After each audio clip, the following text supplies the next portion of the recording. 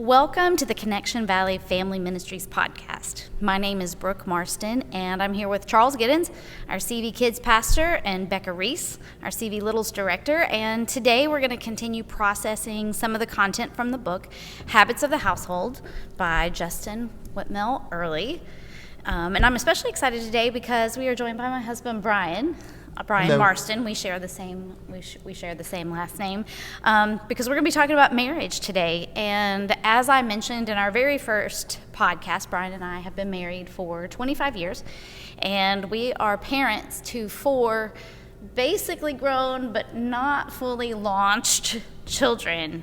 So we're just going to dive right in, and this is your intro question because it's the first time you've been with us, even though I've talked about you. So Brian, what has been the biggest surprise about nurturing our relationship since having children beginning about 23 years ago? Yeah, that's a great question. I would say the biggest surprise about nurturing our relationship is how opposed it has been. And what I mean by that is the nurturing of the relationship has been opposed both unintentionally and intentionally. So, for instance, responsibilities at home. Maintaining a house is hard work, and it's never done. Then you have kids, and that's a whole X factor because you don't know what to expect with any given day. They get older, they change, and so you don't ever get a day off from that. So it opposes the nurturing in the sense that there's always responsibility at home and with the physical on the task, and then also with the relational with the kids. And sometimes the tasks are intertwined with the relational. Secondly, I would say work, the demands of work, and particularly ministry for us, we would quickly say that ministry is not a 9-to-5. Absolutely. And so I would say that it's easy to be consumed with everything that might happen, and then to be consistently available or constantly available is probably a better way to say it, to where you can throw off nurturing the relationship because of the demands that come with ministry. I'd also say the people around us over the years have oftentimes not been nurturing their own relationship. So their lack of priority in nurturing their relationship can sometimes be almost like we're countercultural in nurturing our relationship. So like a date night is something that for years it seemed like we were one of the only people in our circles that were doing regular date nights. And so when the people around you aren't doing that, it's also oftentimes opposed, not necessarily overtly, but almost like, well, you have time for that? It'd be nice to have time for that. And for me, that's part of the opposition. And then I would say the last thing is a spiritual opposition. There is definitely a spiritual enemy that hates marriage. He hates relationships thriving. He's the antithesis of love. And so if he can get into a marriage, he can get into a family. And if he can get into a family, he can get into a community. And then if he can get into a community, then whether it's a church or a neighborhood or a community like High Point, North Carolina, then he wins and relationships lose. So that's how I've seen marriage opposed. Wow. When I was thinking about it, I was thinking far simpler. So I'm not really surprised. I'm not really surprised. This is generally how it works with us. You have all of these like deep and specific and, points. And I'm like, I just thought it was going to be easy because it was easy when we were dating. Like having kids, I didn't really realize that, having responsibility for these other little people is going to change this. Like I did it, it's always going to be easy and great. And then it's not always easy and great. So that's my simple answer. This is going to be great. Simple This is great. answer. That's why we're together. That's why we're together. So when it comes to parenting, I can see why people often push nurturing their marriage relationship, kind of to the back. It doesn't seem to be the most urgent. Honestly, it's not the most urgent, not sometimes the most important focus as you're chasing around energetic toddlers who have a surprising amount of issues in the middle of the night, or when you're trying to connect with a moody teenager who can be upset about, just about anything. You breathed wrong. That's right. That's right. Why did you look at me? So Justin talks about, and you kind of touched on this already, the opposition that marriage faces from our enemy. But he talked about the importance of a covenant love and the opportunity that marriage gives us to really say, I love you despite what it will cost me. I love you regardless. And marriage is a place for us to practice that kind of covenant love. And over and over and over, he mentions the value of children, seeing that kind of love lived out, seeing that kind of story lived out in their own home. And his most practical tool that he mentions in this chapter is a consistent date night, which again you already kind of touched on. And so when you guys hear that the date night being the most practical tool for practicing that covenant love, what's your initial thought to that? You can answer first, Brian, if you want, but I definitely want to hear Charles and Becca, too. Yeah, I would say it's extremely validating because we've done that for really since I can remember. I don't remember there being a time we weren't doing that. So it's extremely validating, and looking back on it, I have zero regret. What about you guys when you hear that? What's your initial thought? So Scott and I, when we were dating, he used to tell me, I'll never stop dating you. Of course, that didn't last once you get the kids and everything, so we did not continue to have like a set date night. He was still great about doing things like leaving cards or things like that.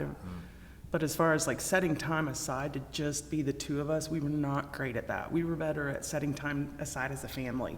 Like every night we had cuddle time as a family on the couch. We're like an L-shaped couch. So one kid would sit with one parent, one kid would sit with the other parent, and we would talk and cuddle and maybe read a book, and then we'd say, okay, switch, and then the kids would switch, and then the kids would go to bed. That was like our nightly routine. So we had really good about that family time together, but we weren't great about just the two of us, and it definitely caught up with us eventually. I think of it like spending time in the Word with God is how you're going to grow spiritually. Spending time with your spouse is how you're going to grow your marriage. For sure. So it's very similar in making it a priority is so important. And we have thankfully, now that our children are a little bit older, have decided we have to do this. We lost sight of each other for a while, fell into that rut of we're just roommates. We're business partners. It felt very monotonous. I looked at him one time and said, if we were coworkers, I wouldn't want to work with you. And it's like, we've got to do something. So we've gotten a lot better about date nights and focusing some one-on-one time and having those discussions that are so you kind of see both sides. You kind of see both sides of definitely why that would be mentioned as a practical tool. Definitely. Charles, what about you? We don't have regular date nights. So how does this sit with you? I mean, I think it's great. I think it's fantastic. I would love to make it work, which we'll get to, I'm sure, later in the podcast. But yeah, it's very difficult for us at the stage we're in with a lot of things to really do this the right way. Well, I mean, that's really a good segue. What challenges do you face? Have you faced? Do you face or have you faced with date nights? I mean, for us, it's a work schedule problem. We both, I have two regular jobs, plus we own a gym. which I don't consider that a job, although it is. It's really like 3 jobs. Mm-hmm. We have a 16-year-old kid. We really have very small amount of nights where we don't physically have a work commitment. So Thursday nights, there's typically no work commitment, although that's kind of changing now as Vanessa's doing additional stuff. So that would allow time for a date night on Thursday. The problem with that is by the time we get to Thursday, we're both so worn out, we don't want to go anywhere. We just want to sit on the couch and do nothing. I think for us, it's just a work scheduling. And again, it sounds like an excuse. I can count on, Thursday nights for the most part, maybe a Saturday night, although that's not generally the most ideal time, just because, once a month we're typically doing something else on a Saturday, or, I'm getting ready for Sunday morning, and then Sunday night. And by the time we get done with church Sunday, I'm done. I just want to, again, kind of the same thing. We just both, we were serving at church for a long amount of time, and we just want to go home and go to bed. So no excuse. It's just kind of the reality of where we're at right now. Those are the challenges. Yeah. Yeah. What about you, Becca? For us, I think the challenge has never really been so much finding time to spend together, but making that time intentional has been a challenge for us. Having those deeper conversations, not just going out because you want to try a new restaurant, but actually going to do something together, having those discussions, having those date night questions like he talks about in the book. One of the things that one of our therapists told us about is there's actually an app on the phone called the Gottman Card Decks, and the Gottman Love Psychology, and it's got all different topics. And it can be, like, one of them is like salsa mild, and one of them's like salsa spicy. So, it's got everything from, what was your favorite pet when you were a kid, to let's try this in the bedroom type stuff. So it's a very helpful tool to just pull out, and you don't want to be on your phone while you're on date night. But if you limit it to something like that, that's been a struggle for us, is having the discussions and asking the questions and really listening to They each get other. you past, how was your day? Right. Yeah. Yes, because I'm bad about, how was your day? Fine. And he's wanting to tell me all this stuff, and I'm like, okay, I don't really need to know what really happened in your day. Yeah. So I've got to be a better listener. We kind of have reverse roles in the typical male-female listening and communicating patterns. So, yeah. Brian, what do you think have been challenges for us? I can think of, I asked you that question and then I started answering it. That wasn't very good of me. I can think of seasons where we definitely have had lots of sports. We've had lots of things going on that have made scheduling a date night a challenge. Yeah, we worked at a church that for many years, 14 years, that was what we considered a mega church, and had a youth ministry that at one time had about 300 kids in it and over 100 volunteers. So there were always demands on our time, and you were significantly involved. You were homeschooling our kids. All 4 of them were involved in extracurricular activities. Not to mention, there's still stuff at the house that we talked about earlier, but we always made it happen because you were a priority, and nurturing this relationship was a priority. So I just think it's, a lot of times we were tired, sometimes we fought, but it helped us not get in a bad spot to where stuff went underground for a long period of time. And I would say I was glad that we powered through, even if it meant us doing takeout and sitting face to face for an hour or grabbing coffee. I think one of the misnomers is it has to be a night. It's about having a date. It's about being face to face and asking some of these questions we're going to talk about today. Yeah, intentionally, one-on-one. Yes. But there are plenty of excuses that we can all make. Sure. Do you remember how this even became a practice for us? I know you kind of were talking about in the beginning. It seems like something we've always done. And I wanted to ask you because, and I saved it for the podcast. Do you remember, was there something that was sparked in you, influence from someone or somewhere, something that caused this to be, well, I know it was something that you did. So here's what I know. It was something that you initiated. I know I didn't say, hey, we should always have a date night. So I wondered if you remembered how that got to be something that we began practicing. Yeah, when I saw this question in advance, I smiled because I was like, I don't remember. And I know it had to be either spoken into me by a mentor or at one of the marriage deals we did even before we were married. We did a Gary Smalley marriage seminar at the church we were a part of as college students. And I guess I was a young professional at that point. And in that seminar, they talked about a lot of different things. And I think that, in addition to, I did a lot of reading about marriage before we were married. I remember sitting on the couch at your house reading the 5 Love Language book together when we were dating. Yeah. I think between all that, it just is something we picked up. It wasn't something I saw modeled. So it definitely was around that time period, but I have no memory of us not dating one another. I mean, zero. Yeah, me either. And I do think, well, tell me how date nights have changed over the years. You kind of have, you've alluded to this a little bit too. So before we had kids, every day was a date. It didn't matter. It was kind of felt that way. It was one-on-one. fun. we like each other, so that made it easy. And then when we had kids, it changed. And we still dated. I mean, the complexity of it it was like a dial, a volume dial that just started turning up and getting louder and louder and louder. And eventually we realized, okay, we're going to have to be very specific with our calendar. So we have to keep a calendar. We have to put it on the calendar. And we were really blessed in the beginning of our marriage for the first 5 years because we lived near both our parents. So they were always, give us the grandbabies. I mean, that's just the way it is. And it often was they spent the night with the grandparents. Oh, wow. Grandparents kept them, and Yes. the grandparents kept them overnight. So It's we like didn't being even married have to, again, or newly married again, I should say. Yeah, I mean, we didn't have to worry about coming home to the responsibility of kids, because that can put a real damper on a date night too. Yes, it can. Absolutely.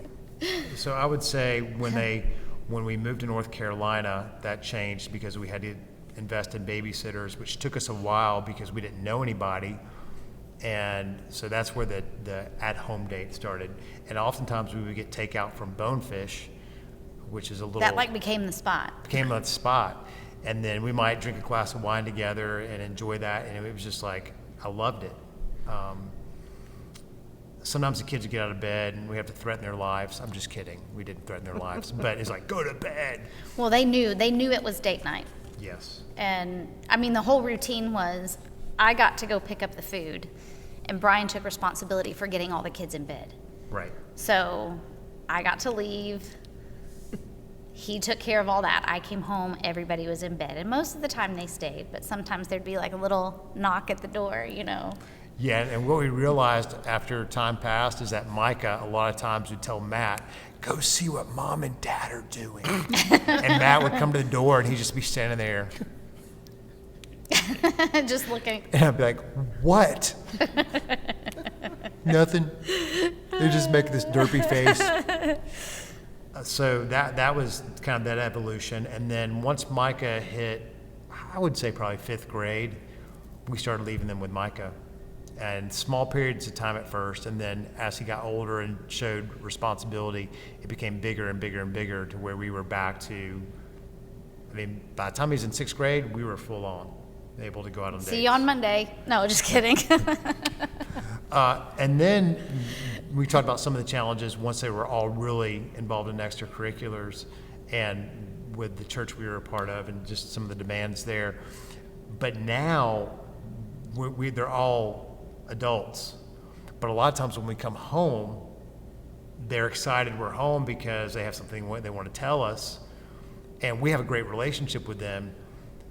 But I'm like trying to gracefully get away from them so we can continue our date night and go into our room away from them, which we'll be with them most of the other time if they want to be with us, which a lot of times they don't want to be, or they have other responsibilities, which is also great with us, because we're excited about being empty nesters. But I do think it's funny, somewhere along the way they picked up that date night was Sacred. important. So I would say sacred. Yeah, and it's funny because when they do get really talkative, after we've come home from being out, you know, we can just say it's date night, and they kind of are all like, oh yeah, okay, gotcha, see you tomorrow. Like, everybody kind of knows this is mom and dad's time. Yeah. And it's something that's been part of their routine since they were very, very small, so they understand that language. So for you guys, any thoughts on any of great date nights that you guys have had, or how things have changed practically for you, going from smaller kids to older kids, what that has looked like? So for us, right before Bertrand was born, Scott started working in the grocery industry, so his hours were all over. I was a stay-at-home mom, so that actually forced us to do morning breakfast dates. And so when the kids were in preschool, we would take the kids, drop them off at preschool together, and then we had some places we would go have breakfast dates. Nice. And so that was our routine at that point. We were also blessed to have my parents locally who also loved having the kids over. With both kids, it was like, okay, the child was born here, 6 weeks is here. They're staying the night with grandma and grandpa that night, and both kids on that 6-week date night, they spent the night with grandma and grandpa. And so we were fortunate to have that. So as his job shifted to where we weren't able to do daytime things because he was working, we then had nights available because we were very blessed to have the babysitter situation taken care of. I also have older nieces that were able to help with childcare. So that's definitely been a blessing that we've not had to deal with that. Yeah. So that's changed. Both of our kids now are, one's an adult, one is 16. So it's a whole different world when you realize you can leave and not have to worry about childcare at all. We had our first weekend away just a couple months ago where we left the kids at home for a whole weekend, just the two of them and the dogs and the guinea pigs, and we didn't have to worry about having another adult there because our daughter's 19. Yeah.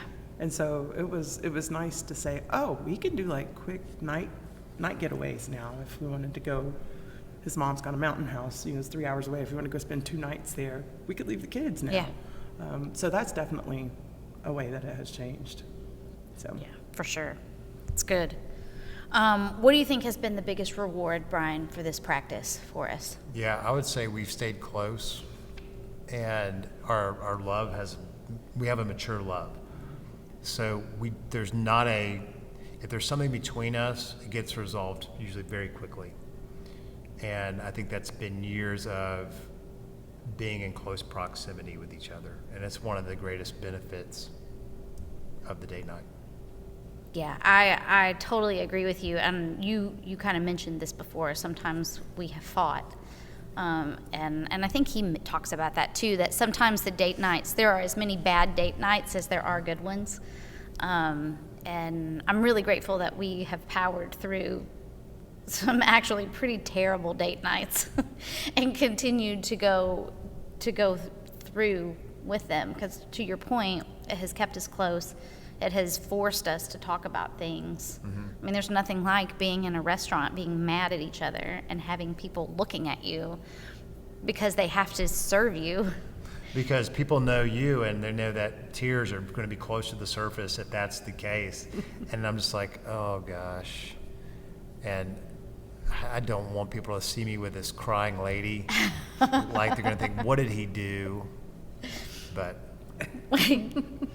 so yeah, then I'm like, okay, I really want to make sure I'm doing my part to get this right. It could be great motivation. Get him in public and cry. Yeah, absolutely. I think you're right. I think it has kept us close, and it's forced us to keep short accounts. So some of the other practices that are mentioned in the book kind of flow from a consistent date night, but there are a few that happen outside of date night. So having a date night is not the only way to nurture a marriage relationship, because there are definitely seasons where it is more of a challenge than Yep. others, and there are other practices that can definitely be beneficial and be helpful. And the second one that he mentions outside of a date night is gifting alone time to your spouse. Has that been a regular part of y'all's marriages? Go ahead, Charles. Yeah. You're nodding your head. Yeah, it always has. I try to actually kick her out of the house as much as I possibly can. That sounds really bad, but I was brought up in younger. Although our marriage is the most important thing, it can't just be. There can't be the only two people that you know. Right. So, not allowing her because I can't. That sounded really bad. Telling her to go spend time with other people. Was something I kind of thought was very important the entire time we've been married, because I wanted her to have friends. So it's something I've even consistently tried to do, even though our time is super limited at this point, just to say, hey, you see me every single day. I know we're not doing date night all the time, but you don't see this person. Go see it, bye. And there's a lot of benefits to that, which I'm sure we'll get to too. Yeah, But yeah. there's a lot of benefits to that. What about you guys? Yes, definitely. I've always needed my alone time. Scott has always been very great about realizing when mommy needs her downtime. I've actually heard him tell the kids at the door when they were younger, give mommy a few minutes, and I'm like, he's amazing. Having been a stay-at-home mom primarily, one of my favorite things to do was to go grocery shopping after he got home from work. I know that's so lame, but just to be able to go and not have to worry about taking kids to the store. So 24-hour Walmart was my gig, like that was my alone time. Stop and get some coffee or whatever and go walk around Target or Walmart and get what I needed to get. That was refreshing for me. So, and again, being the stay-at-home mom, I had a lot of alone time with the kids. So that gave him a chance, like you were talking about Brian getting the kids ready for bed on your date nights. It gave him a chance to spend some one-on-one time with the kids that he wouldn't normally have. Yeah. So both were equally as important, I believe. Yeah, I totally agree. When our kids were small, he mentioned I homeschooled them, and so obviously I was stay-at-home mom, homeschooling them even into their school age, so I didn't even have the break of sending them to a school. And so Brian was very, I don't know about that, but Brian was very good about coming home and taking the kids outside and playing with them. When the kids were playing soccer, especially, this is what I remember the most, he made that his responsibility to take them to practice. He bore the weight of soccer practice and running them around and all that stuff. So those were usually my nights where I had less to do. I didn't have to, when everybody started running around, then we kind of had to divide and conquer. But even still, he would let me take the ones that were the easiest. So I often took Micah when you weren't coaching him, and he was older and on some of those older teams. And so Micah would be having soccer practice, and I would sit in a chair and read a book. Or I would walk around the track and talk to a friend on the phone. And so, yes, I was responsible for getting him to and from practice, but I was also getting some time to kind of refresh. But I don't know if you got any alone time. Well, I would say that the time I can remember getting alone time is when I trained for a marathon. So you had to make a sacrifice, because on Saturday when I'm running 20 miles, I can't do that really fast. Or with kids. So I'd be going to, at that time, Salem Lake and running around the lake 3 times. And I'd be gone for 3+ hours. And you had the kids after having them all week, so you were gracious to let me do that. And then when you started training that way, then we had to tag out. And then so we were both getting that. But yeah, I looking back on it, I really appreciate you saying what you were saying. I think I still probably could have asked more often, do you need a recharge? And that's probably one regret that I wish I had been a little more cognizant of. But at the same time, I mean, when you have 4, it's just, There's a lot happening all the time. there's a lot happening. Yeah. I would definitely say that. Yeah, so Charles, you kind of alluded to it. What do you think are the positive benefits of that on your marriage relationship? That I mean, we can talk to each other about anything. There's not anything that's off topic. But I think there's something to be said processing things that happen with another female that she gets that she's not going to get with me. Especially the way I'm wired. I'm not. I just sometimes don't understand things. And by allowing her time or giving her time to say, hey, go out with somebody.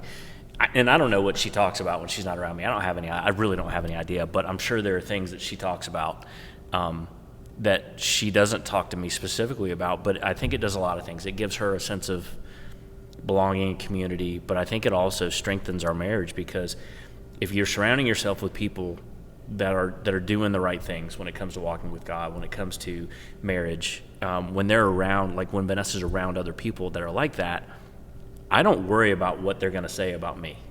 I mean, they may say, oh yeah, you're right, he's being a butthole. But I mean, if I'm being a butthole, I'm being a butthole. I think. And you know that they're also going to say, yep, y'all need to work it out. Yeah, I mean, and I think that has allowed us to strengthen our marriage. I think there are probably times where she's listened to advice from other people and made decisions based on that helped our marriage out. I'm sure that's been the case. I don't know of a specific example, but I would venture a guess there probably has been. Yeah, so I think it's a big benefit. Yeah. I just totally resonate with what you were saying about having those female friends, being the wife, having those friends that I know believe in covenant marriage just as much as we do. I've been very cautious on who I have those discussions with about, we're going through this rough time. I didn't want to have someone be like, girl, you deserve better.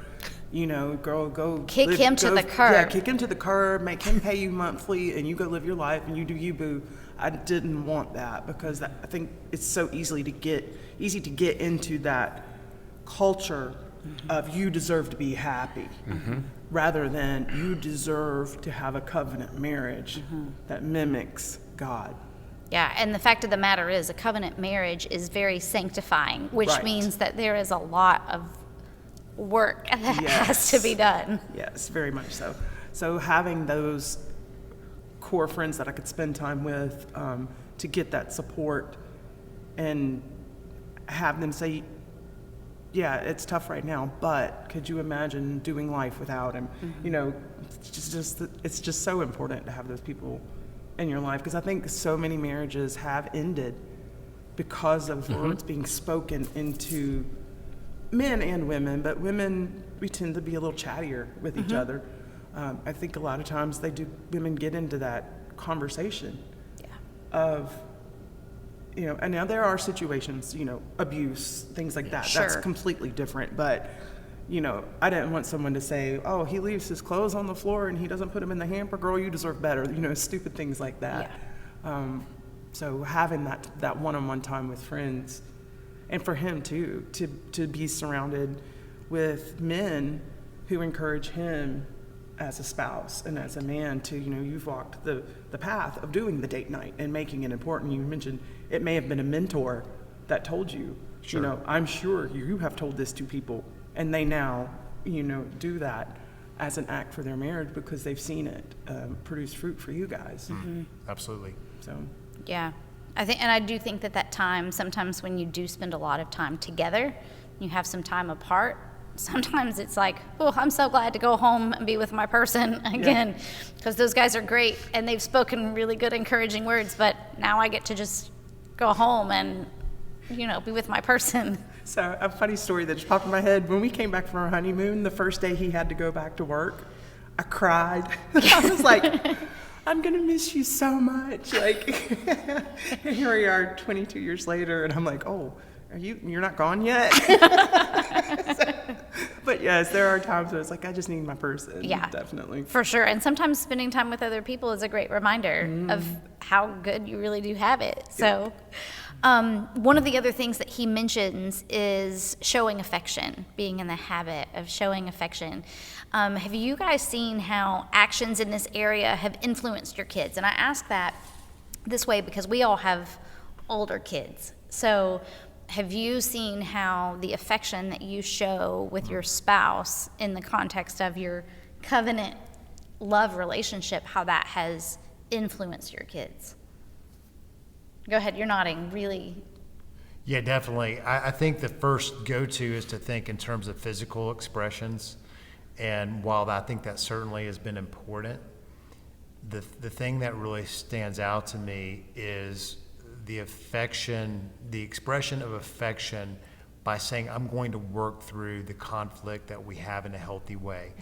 And what I'm seeing emerge in all of our kids, from their friendships to romantic relationships, is they often have a hard time understanding why people aren't willing to work through stuff. They're confused. And in some ways I feel sorry for them, but they're like, I don't understand, Dad. Like, people, you can talk about it and work through it. We love each other. Like, they said that they loved They me. said that Why they will love they me. not work through this with me? Or they're my best friend. They're my bestie. And now they are cutting me off, or they're not sure if we're meant for each other. And what they've seen is you can not like each other in the moment, and maybe you don't feel great in the moment, but you can still love each other and you can fight fairly. Mm-hmm. What about you guys? The story that comes to my mind is Scott, he still does. He'll reach over and grab my hand when he's driving and kiss it. And I'll never forget the first time Bertram grabbed my hand and kissed it. I have no idea how old he was, maybe 4 or something like that. But he had seen Daddy show that as a sign of affection, kissing my hand. And he used to do that a lot when he was little. He's great at giving hugs. I am not a physical touch. That's like the lowest love language for me, probably, of all of them. Scott loves to hug. He comes from a family that's a little more affectionate. His mom always wants to do the kiss on each cheek and a hug, and my family was just like, hey, good night. You know, like, we were not like that. So it's been a learning experience for me to even accept that. But to see that my kids both have grown in that way, to have a 19-year-old daughter who almost daily asks me for back rubs, you know, because that is a comfort for her. It's a sign of, Mom is here for you. I'm willing to serve you because I love you. And it's just a connection that I would never have had with my parents, you know. I mean, she'll sit in my lap at 19 years old. And so he definitely brought the physical emotions and showing of love from his side, his upbringing, and I brought more the logical, this is what covenant is, you stick to it. So we found a balance in what he brought from his experiences, having come from divorced family, me coming from parents who were married 55 plus years. You know, he was like, I want that in my marriage, and I saw the affection. I was like, I want that with my kids. And so we've been able to bring both of those together. Yeah, that's really cool. And definitely see it in our kids. Charles, thoughts? Yeah, I mean, I think Parker is quick to give hugs. He's quick to say, I love you. Those things were something that we both have modeled for him and for each other, Vanessa and I. Since day one, I've always thought that, saying I love you before I leave was something that is monumentally important. And even though I didn't give hugs to other people for a very long time, I always gave hugs to Vanessa, always. And physical touch is my number one love language. But it was something that we always did in front of him. We always made sure he saw it. And now he is the first person, like, if I'm getting ready to leave and I'm not, like, giving him a hug, he's, like, running. He's chasing me down in the house to, like, give me a hug and say I love you. And I'm like, wow. So I think he's way farther down the road than I was at 16, because at 16 I wasn't doing that at all. So Your dad may not have liked that. probably not. But it's so interesting how seeing something that you've modeled, you're not even sure that they notice, but that it becomes so much a part of their experience that they would be running down, that he would be running down the hall, to make sure that he gets to say goodbye. One of the things I was thinking of just happened just last night, in terms of affection that's not necessarily like a hug, to your point, just being thoughtful and doing things for each other, like letting someone know that you're thinking of them when you're not together. And just last night, May was working, and she knew that Matt had been at home.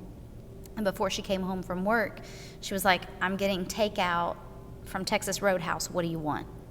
She didn't have to do that, but she knew he was home. And I think just those gestures of seeing that, hey, I'm thinking of you when I'm not home.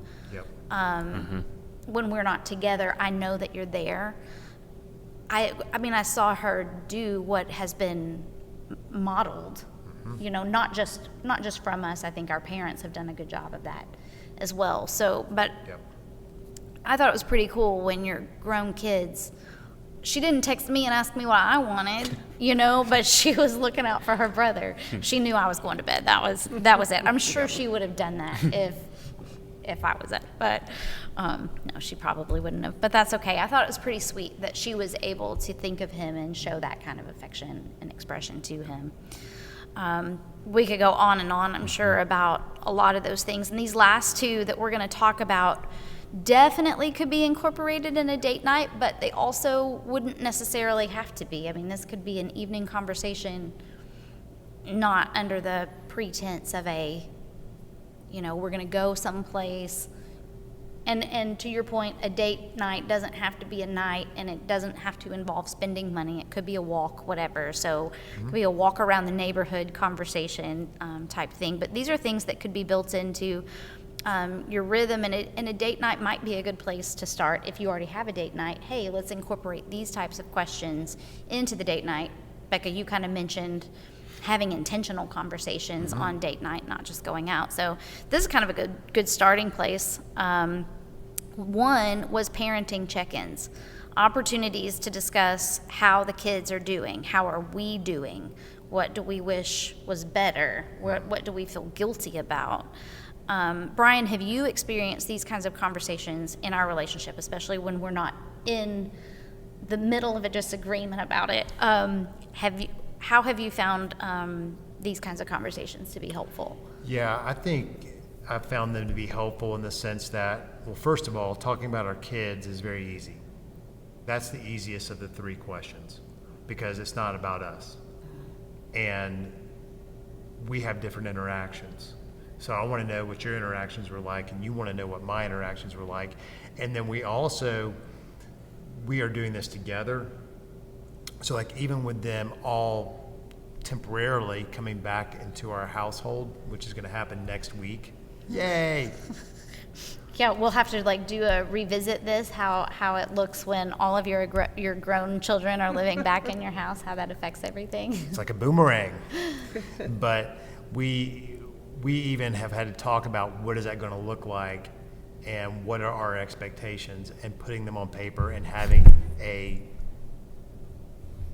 agreement that we all agree on with them all, what we're actually going to do with one of them, with all four of them individually. So that's one thing. The other two, how are we doing, or what do you wish was better in our relationship? I think we do okay. I think sometimes it's easy to not dig into those as much because we just kind of naturally are having conversation, and it may go into that, it may not. So when at church a few weeks ago, Charles actually spoke, and one of the questions that I pulled away from the whole conversation in small group was, I needed to ask you, how can I put your needs first this week? What is one thing I could do? And so you shared with me, when we talk and you have your AirPods in, it would help me a lot if you took them out.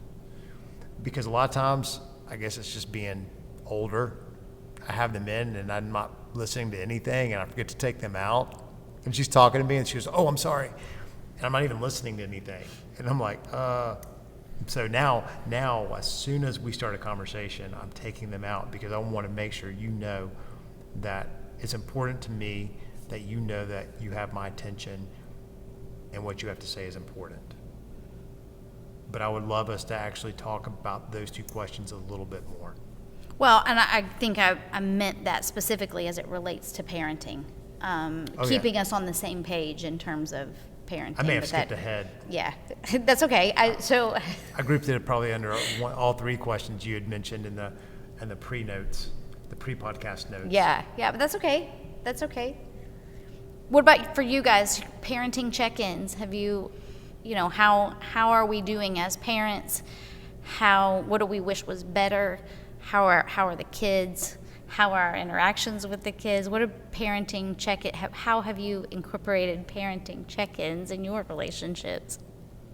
I would say at our house, it probably starts a lot like, you won't believe what your kid did today.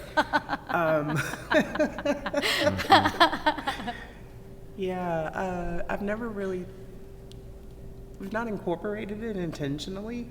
Of course, if there was a big issue, I'd be like, we got to talk about this. Mm-hmm. But as far as just like check-in, we've never really done that. So. Until the middle of a crisis. Right, Yeah. Until it's too late and fingers are pointing and how are we doing? Not well. Yeah. What do we wish was better? Everything. Yeah. Well, we've definitely had those kinds of conversations too. Yeah, that's usually very dramatic. Like it's when you're feeling triggered emotionally. Mm-hmm. But what about you, Charles? We don't obviously do this during date night. We do have those conversations, right. Especially as he's gotten older and school has changed, and the path that he's on at school has changed, and just in general needing to stay on top of him because he's very smart, and there are things that we have to manage differently that I don't think my parents ever had to manage with me, and I don't think her parents ever had to manage with her.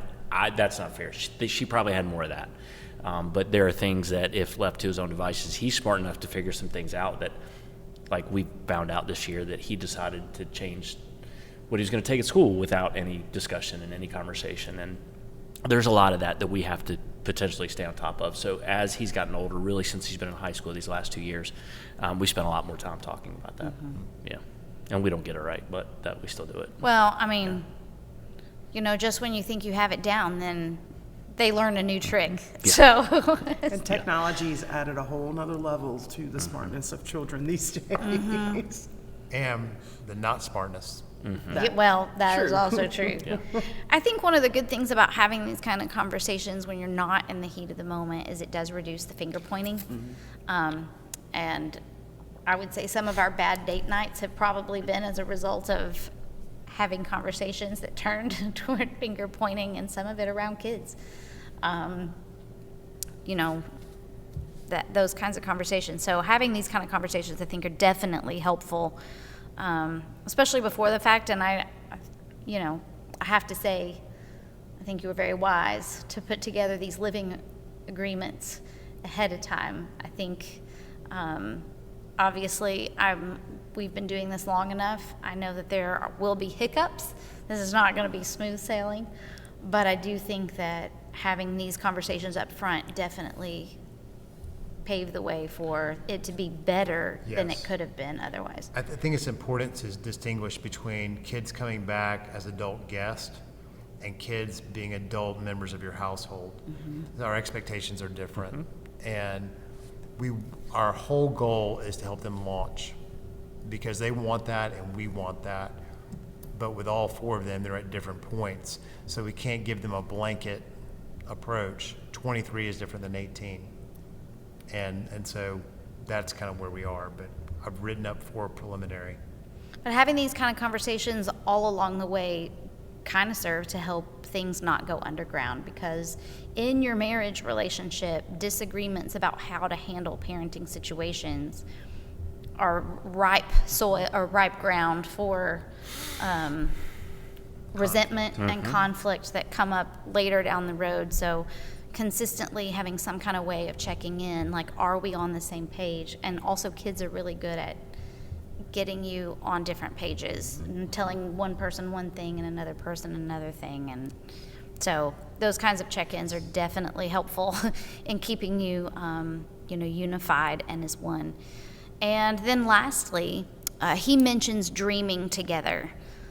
So do you guys make it a practice to dream out loud together? I'll start with you, Brian. I'll let you go. Yeah, I won't say that we do that all the time. We've done that sporadically, and it's been inspiration for some of the really cool trips I think we've taken. For instance, before our 20th anniversary, I think it was a year and a half, maybe before, give or take, maybe just over a year. But you'd mentioned wanting to go to Niagara Falls. And so we planned toward that for at least a year plus, and then we're able to go to celebrate our 20th anniversary. I know one of the other things we had dreamed about doing is going to Yellowstone Park, and we had put it off, and then the funds became available for us to do it. And it was like, we're going to do this while we're still physically functioning at a high level and experiencing this with our kids.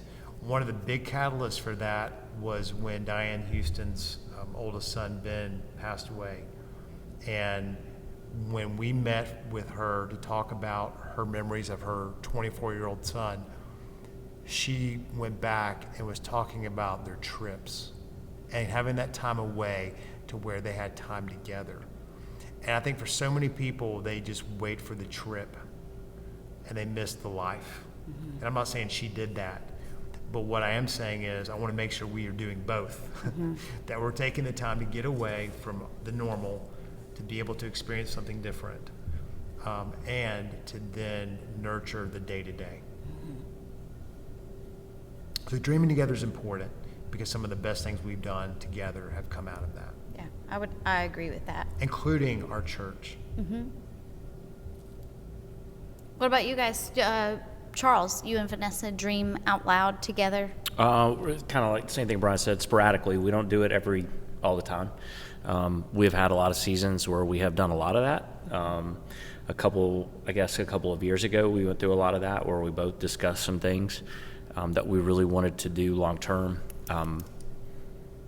which led me to be where I'm at today. So some of that, came out of those conversations. But yeah, we have a lot of conversations that aren't date night. So like we spend a lot of time at home at night sometimes having deep conversations like this, where we talk about what we want to do and how, and it's good. Yeah. I would say that I'm married to a dreamer. He loves to think big. He loves to dream big. I'm more of a logistical realist. So early in our marriage, he would have these big dreams that I would kind of shoot them down. Like Brian's, that's exactly, he knew me well. So it took me a while to get to the point where I would dream with him. But I think our first dream as a couple that we dreamed was for me to be a stay-at-home mom. And it impacted the choice that he made to finish. He was not finished with college yet. It even changed his major because he was initially going to be a music teacher. And we were like, well, if we want to be a family that is able to provide this for our children, that might not happen on a teacher's salary. And he was already at a point where he wasn't sure he wanted to deal with the politics of being in a school system, dealing with other parents. He changed his whole major and just got a degree in music instead. And that became a priority for us, was for me to be a stay-at-home mom. And for 4 years, I didn't work at all after Mac was born. And since I've had kids, I've not had to do more than part-time work. So that's definitely been one of the biggest dreams that we have had together and really worked towards sacrificing.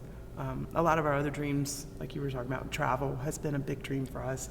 That played a big role in deciding, do we want to have another kid? When we had a boy, we had a girl, like, do we want to split our man-on-man defense here, or do we just want to keep it this way? Or if we travel, that's an extra plane ticket, that's possibly an extra hotel room, things like that. So we do tend to think, I think of the dreaming more logistically, like the plane ticket. Yeah, how can we make it happen? How can we make it happen? And he's more of that, ooh, this is what we could do. So, yeah. I think it's pretty interesting how lots of things that actually affected each of our lives and the direction that our families have taken came out of conversations of dreaming together. You know, you talked about you doing what you're doing now, you staying at home as a mom and doing some of the trips that you guys have done. Even the starting of this church came from conversations about just dreaming out loud together what could be, what is even possible. So there's definitely a lot of value. It changes the direction of families. There's definitely a lot of value in it. What do you think sometimes gets in the way of the dreaming? Outside of just being naturally logically minded, Why do you think that that's sometimes a struggle? I think it's the day-to-day challenges we've talked about at the very beginning: family, work, responsibility. Satan opposes it, spiritual forces of evil. And again, there are not a lot of good models out there. Most people are not taking time and prioritizing it together. So that, and then a lack of intentionality, because you can spend a lot of time with somebody without intentionality. And I think those two pieces, the day-to-day and lack of intentionality, and I guess the opposition in the day-to-day is what goes against dreaming, or fights against the dreaming. Yeah. I mean, I think that you are really right about that, and I think that we obviously see that it's helpful in that it kind of gets our minds dreaming together, thinking of things that could be, gets us kind of out of the rut that we can sometimes get in the day-to-day. So really great to spend time with your spouse talking about where are places you'd like to go, what would you like to see, was there something that you've always dreamed of doing that you haven't been able to do. Those are great conversations that even if it doesn't turn into something, because maybe you're too old, or maybe logistically there's no possible way for some of those things to actually happen, but having that conversation opens up a depth of vulnerability with each other that can be really, really valuable, I think. To be able to say, this is something that was always really important to me, or I thought it was important to me, and this is how things have shifted, or this is how things have changed. Brooke, on Monday, my parents would have celebrated 55 years of marriage. And 10 years ago in October, my dad passed away at 64 years old, right on the brink of retirement, and he had waited to do a lot of the things he dreamed about doing. He never got to do them. And sometimes that haunts me and drives me to say, let's not wait, because we may not have it. We may not have the time. Yeah. I think too, for me, being a logical thinker, you ask what is something that might keep you from dreaming. Yeah. And the first word that came to my mind was fear. Yeah. What if I dream and it doesn't happen?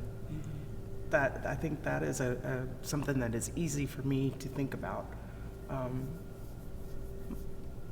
My dad passed away 3 months ago today, actually, and we were talking to my aunt who lost her husband 25 years ago, and he was only 60, and she was like, my world ended. Everything we had planned was gone. And I was like, okay, so why do I, like, my logical self wanted to be like, well, then why would I hope? Why would I dream if it could just all go away? And that's that risk of covenant love, that he talks about. Love has to be bigger than the fear of losing it. Yeah. So I think fear can definitely get in the way when it comes to those dreams. That's good. Yeah, that's really good. Was there anything else? I felt like this chapter was really good, with lots of practical tools, lots of practical questions. I haven't said it this time, but if you have not purchased a copy of this book, either a physical copy or, a digital copy, or downloaded it on Audible so you could listen to it, I think it is well worth the $12 or whatever it is, just for that. Just bringing you back to, this is important. These are the kinds of conversations we should be having with each other. This person that I committed my life to, I entered a covenant with. It doesn't have to be mundane. It can be really great and can serve as a model for our children of what family can look like and how God loves us. Obviously, we mess that up, but we can give a better picture if there's some intention in that. Is there anything that stood out to you guys that I didn't ask specifically about from this chapter that you're like, this was like my favorite thing, you didn't ask me about this, and I really want to say this one thing? I want to give you the opportunity to do that. I'm gonna make mine concise because it was longer, but the idea that love is a covenant and it's more than a feeling. And the idea that Love as a covenant says, I love you despite how I feel. And that brings freedom and happiness. And after 25 years, I would say it's absolutely true. Me too. Me too. Thank you guys for taking the time to open up about what it looks like to give our marriages routine attention, intentional attention. Thank you, Brian, for joining us. And and thank you for being so committed to scheduling things like date nights and time away to nurture our relationship so that we stay connected. Because as I said in the beginning, I know we've done these things because of you. I can't take credit Yeah, for but them. you said yes. Well, I mean, I go along. I'm good at going along. But thank you for doing that, for making me a priority, and for showing our kids what that looks like. And we thank you guys, our listeners and viewers, for joining us. If you have fun date night ideas, if you have hacks about how to overcome challenging work schedules and how you are managing getting in one-on-one time with your spouse, send us a message. We would love those ideas. We would love to be able to share those. We are always looking for new and fun things to do, different fun questions to ask each other. So definitely do not keep those things to yourself. Share those.